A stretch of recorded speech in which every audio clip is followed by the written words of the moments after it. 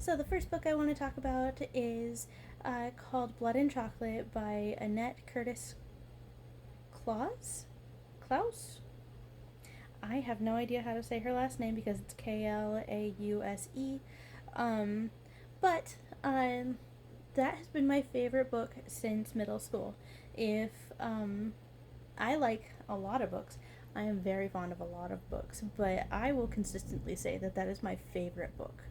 Um, it's been my favorite book a very, very long time, and it's because I've found it empowering and relevant to my life for an exceptionally long time, since middle school when I found it. And I found it in my school library. I found recently, by recently I mean when I was getting the description for the book so that I could tell you what it was about in the most concise way that I could manage.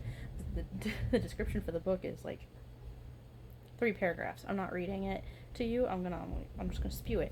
But I found when I found that, I found out that it's been banned in several like libraries and stuff because it's too sexual for children. Apparently, it's about a 16-year-old, and there is like she is body positive, and I guess it's a little suggestive, but it's not a court of thorns and roses. Okay, it's not that.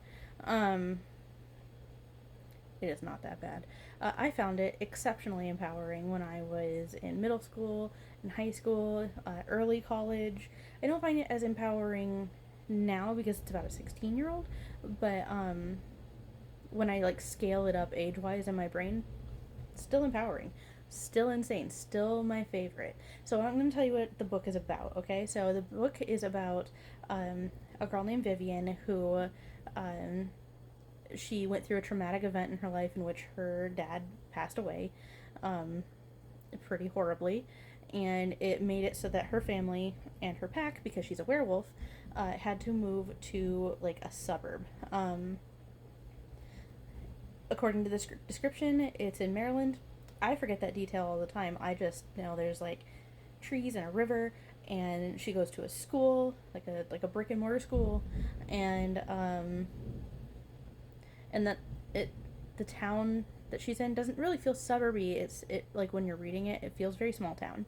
That's what I remember, and I've read this book the most out of all of the books that we're going to talk about tonight.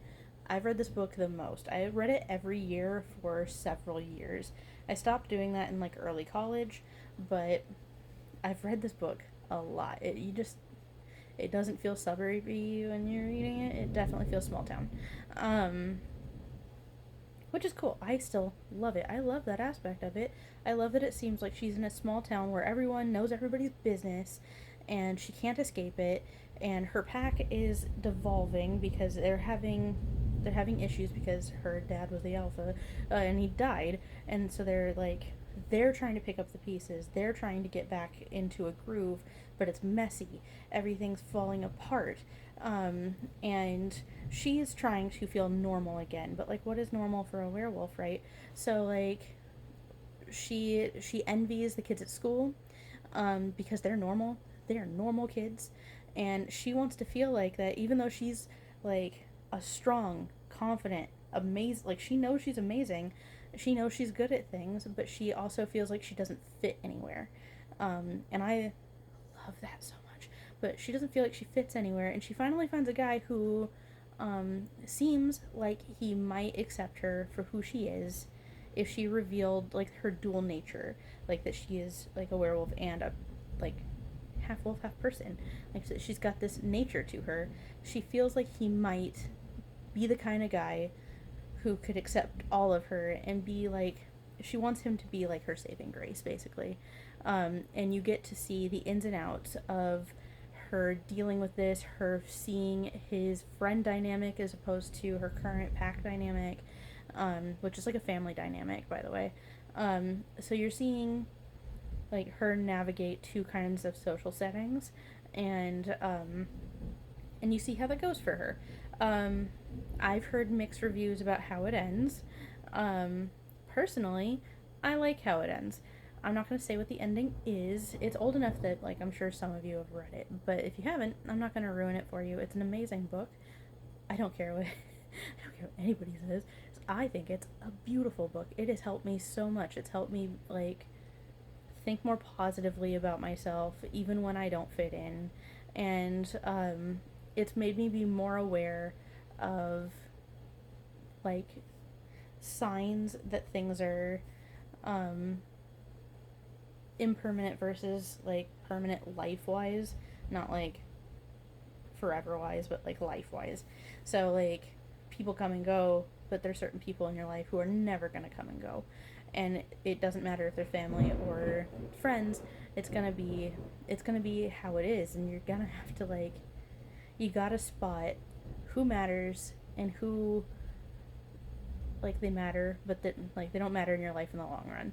So, like, I've found this book to be incredible. I found it to be empowering. I like that it's about werewolves. You're gonna see a running theme of, like, paranormal stuff in my books, because I like that. I love that stuff. Um, but yeah, this is my favorite book by far. Um,